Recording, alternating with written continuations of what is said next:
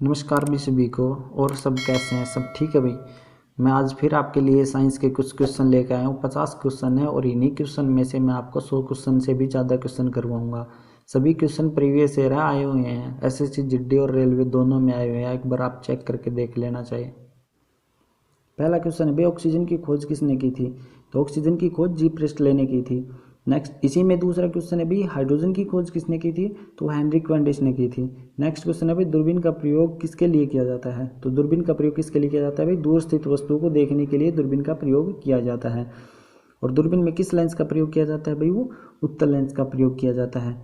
Next question है भाई, numismatics क्या है? तो भाई न्यूमिस्मेटिक्स क्या कहलाता है? सिक्कों तथा धातुओं का अध्ययन कहलाता है न्यूमिस्मेटिक्स। क्वेश्चन पेपर में आता है कि भाई सिक्कों का अध्ययन क्या कहलाता है? सिक्कों का अध्ययन क्या कहलाता है भाई? न्यूमिस्मेटिक्स कहलाता है।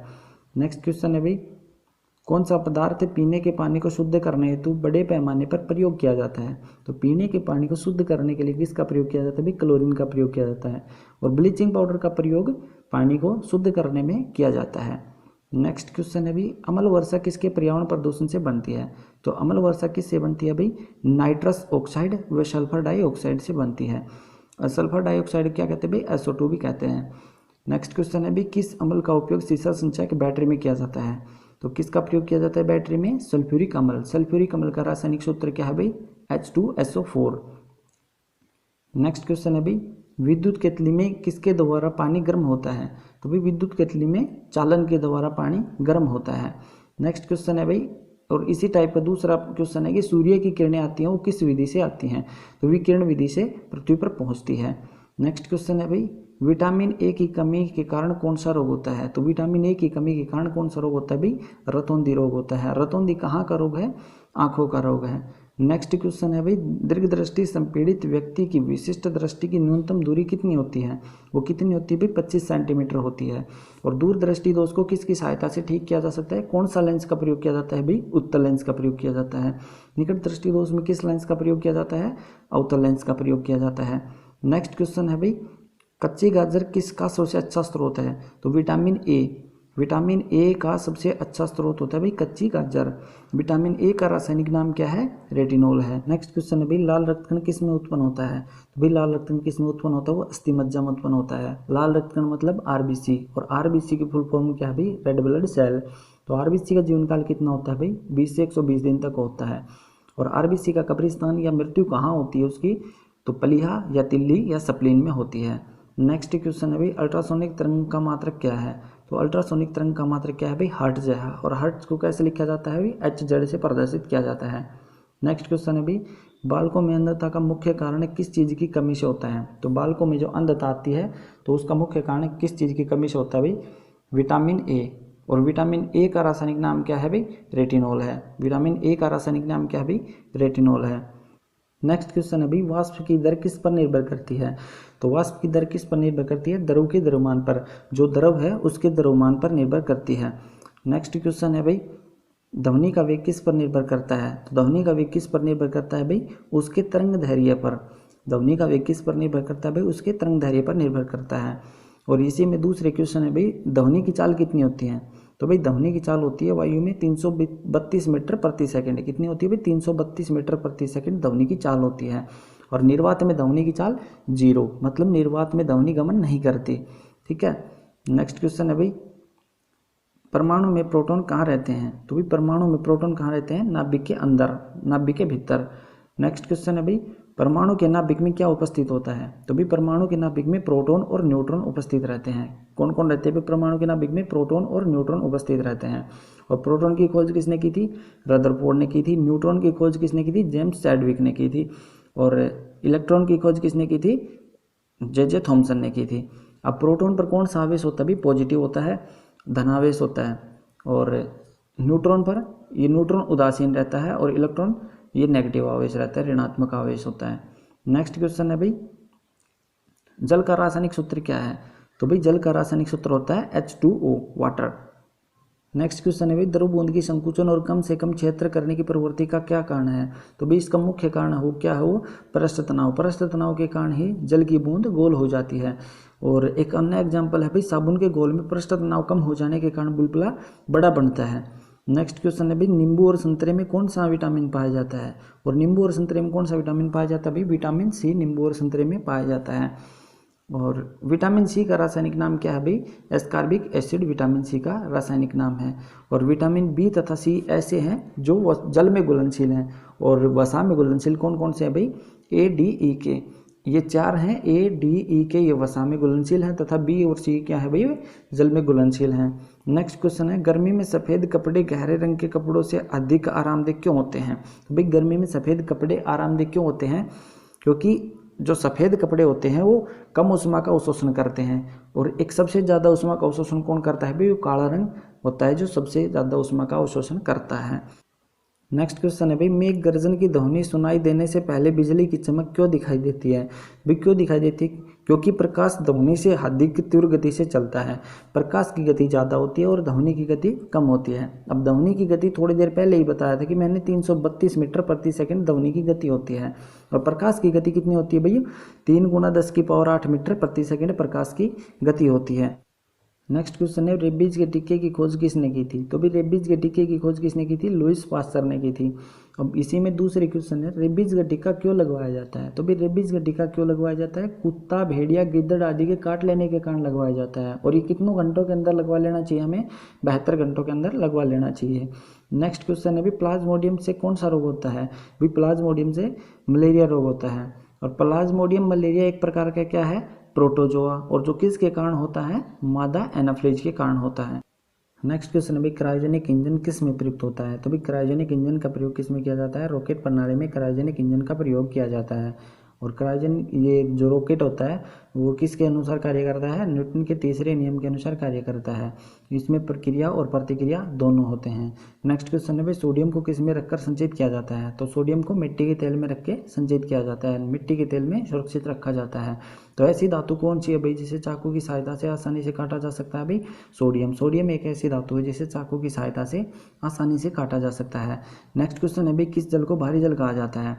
भारी जल किसे कहा जाता है, जो साबुन के साथ मिलकर फैन नहीं बनाता, मतलब झाग नहीं उठाता, उसे भारी जल कहा जाता है। नेक्स्ट क्वेश्चन है भाई, खून की कमी को क्या कहा जाता है। तो भाई खून की कमी को क्या कहा जाता है, एनीमिया। खून की कमी को क्या कहा जाता है भाई, एनीमिया कहा जाता है। नेक्स्ट क्वेश्चन है भाई, साबुन का बुलबुला किसके कारण रंगीन दिखाई पड़ता है। तो साबुन का बुलबुला किसके कारण रंगीन दिखाई पड़ता है भाई, व्यतिकरण के कारण। व्यतिकरण को इंग्लिश में क्या कहते हैं भाई, इंटरफ्रेंस के कारण। ठीक है, किसके कारण भाई, इंटरफ्रेंस के कारण बुलबुला रंगीन दिखाई देता है। नेक्स्ट क्वेश्चन है भाई, ट्रांसफार्मर का उपयोग किस में किया जाता है। तो ट्रांसफार्मर का प्रयोग किस में किया जाता है भाई, एसी परिपथ में ट्रांसफार्मर का प्रयोग किया जाता है।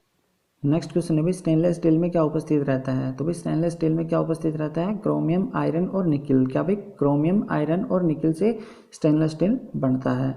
नेक्स्ट क्वेश्चन है भाई, मधुमेह किसके द्वारा संतुलित किया जाता है। तो मधुमेह मतलब डायबिटीज़ किसके द्वारा संतुलित किया जाता है, इंसुलिन की सहायता से संतुलित किया जाता है। नेक्स्ट क्वेश्चन है भाई, रेडियो का आविष्कार किसने किया था। तो रेडियो का आविष्कार किसने किया था, जी मार्कोनी ने किया था। और कब किया था, 1895 में किया था। इसी से रिलेटिव एक दूसरा क्वेश्चन भी, टीवी का आविष्कार किसने किया था, जे.एल. बेयर्ड ने किया था। किसने, जी.एल. बेयर्ड ने किया था। कब किया था, 1925 में किया था। नेक्स्ट क्वेश्चन है भाई, सोलर सेल किसको किस में बदलता है। तो भाई सोलर सेल सौर ऊर्जा को विद्युत ऊर्जा में बदलता है। तो सौर ऊर्जा को विद्युत ऊर्जा में कौन बदलता है भाई, सोलर सेल बदलता है। नेक्स्ट क्वेश्चन है भाई, RDX क्या है। तो भाई RDX एक विस्फोटक है। नेक्स्ट क्वेश्चन है भाई, शुद्ध जल का क्वथनांक फारेनहाइट स्केल पर कितना होगा, 212 डिग्री फारेनहाइट। भाई शुद्ध जल का क्वथनांक फारेनहाइट स्केल पर कितना होगा, 212 डिग्री फारेनहाइट। और शुद्ध जल का गलनांक फारेनहाइट स्केल पर कितना होगा, 32 डिग्री फारेनहाइट होगा। नेक्स्ट क्वेश्चन है भाई, माइका क्या है। माइका एक विद्युत का कुचालक है। माइका क्या है, विद्युत का कुचालक। और माइका को हिंदी में क्या कहते हैं भाई, अभ्रक कहते हैं। और इसका उपयोग कहाँ कहाँ किया जाता है, विद्युत उपकरणों, रेडियो, टेलीफोन लाइनों आदि में भी इनका प्रयोग किया जाता है। और कहीं भी इनका प्रयोग होता होगा, लेकिन मेन तो यही होते हैं, विद्युत उपकरणों, ज़्यादातर विद्युत उपकरणों, रेडियो और टेलीफोन लाइनों में इनका प्रयोग किया जाता है। नेक्स्ट क्वेश्चन है भाई, सोने का संकेत क्या है। तो भाई सोने का संकेत है AU। और इसी टाइप का एक और क्वेश्चन है कि चांदी का संकेत क्या है, AG। सोने का संकेत AU और चांदी का संकेत AG है। नेक्स्ट क्वेश्चन है भी, कौन सी ध्वनि हम नहीं सुन सकते। तो कौन सी ध्वनि नहीं सुन सकते भाई, 20,000 हर्ट्ज से अधिक वाली ध्वनि को हम नहीं सुन सकते। और इसी में अन्य क्वेश्चन और भी है, अवश्रव्य ध्वनि कितनी होती है, 20 हर्ट्ज से कम होती है, यह हमें सुनाई नहीं देती। अश्रव्य ध्वनि कितनी होती है भाई 20 हर्ट्ज से कम, यह हमें सुनाई नहीं देती। और श्रव्य कितनी होती है भाई 20 से 20,000 हर्ट्ज के बीच की होती है, यह हम आसानी से सुन सकते हैं। श्रव्य कितनी होती है 20 से 20,000 हर्ट्ज के बीच, जो हमें आसानी से सुन सकते हैं। प्राश्रव्य कितनी होती है 20,000 हर्ट्ज से अधिक की होती है और इसे हम सुन नहीं सकते। इसे कौन सुन सकते हैं? कुत्ता, बिल्ली, चमगादड़ आदि सुन सकते हैं। प्राश्रव्य तरंगों का प्रयोग कहाँ किया जाता है? संकेत भेजने में, समुद्र की गहराई का पता लगाने के लिए और कीमती वस्त्रों की सफाई करने के लिए, वायुयान के पुर्जों की जांच के लिए, घड़ी के पुर्जों को साफ करने के लिए, दूध के अंदर जो हानिकारक जीवाणु होते हैं उन्हें नष्ट करने के लिए और गठिया रोग के उपचार के लिए और ब्रेन ट्यूमर का पता लगाने के लिए, इनके लिए प्राश्रव्य तरंगों का प्रयोग किया जाता है। और भी कुछ अन्य एग्जाम्पल है जिनके लिए प्राश्रव्य तरंगों का प्रयोग किया जाता है। नेक्स्ट क्वेश्चन है भाई, शरीर में रक्त का औसत आयतन कितना होता है? तो शरीर में रक्त का औसत आयतन होता है वो 5 से 6 लीटर होता है। और हमारे शरीर में जितना रक्त होता है उसका कितना परसेंट प्लाज्मा होता है? 55%।